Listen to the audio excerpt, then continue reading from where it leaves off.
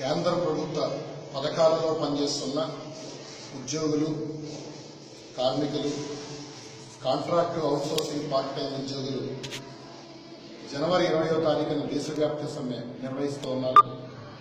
ఈ దేశవ్యాప్త సమ్మెలో వివిధ కేంద్ర ప్రభుత్వ పథకాలు అయిన Sarva Shiksha Abhiyan, national health machine, అట్లాగే ఐకేపీ ఇందిరాక్రాంతి పదం వెలుగు, ఉపాధి హామీ పథకాల్లో పనిచేస్తున్న వివిధ క్యాడర్ల కాంట్రాక్టు అవుట్సోర్సింగ్ పార్ట్ టైం ఉద్యోగులందరూ కూడా పాల్గొని జయప్రదం చేయాల్సిందిగా AP state government contract and outsourcing ఉద్యోగుల ఫెడరేషన్ విజ్ఞప్తి చేస్తోంది.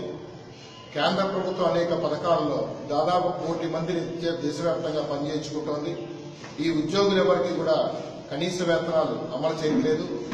అనేక మందికి పీఎఫ్ఈఎస్ లాంటి పెన్షన్ లాంటి సౌకర్యాలు ఏది కూడా లేదు. ప్రభుత్వానికి సంబంధించిన పనిలో ఉన్నా కానీ ప్రభుత్వ ఉద్యోగులుగా గుర్తింపు కూడా లేదు.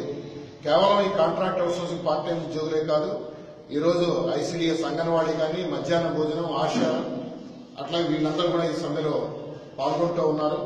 కేంద్ర ప్రభుత్వం గతంలో ఇచ్చిన హామీ ప్రకారం, అట్లాగే ఐఎల్సీతో జరిగిన త్రైపాక్షిక చర్చల్లో యాజమాన్యాలు, ప్రభుత్వం, ఉద్యోగ సంఘాలు కలిపి చర్చించిన విధంగా కనీస వేతనాలు అమలు చేస్తామని చెప్పి ఏదైనా హామీ ఇచ్చారో దాన్ని అమలు చేయాలని చెప్పి కోరుతున్నాం.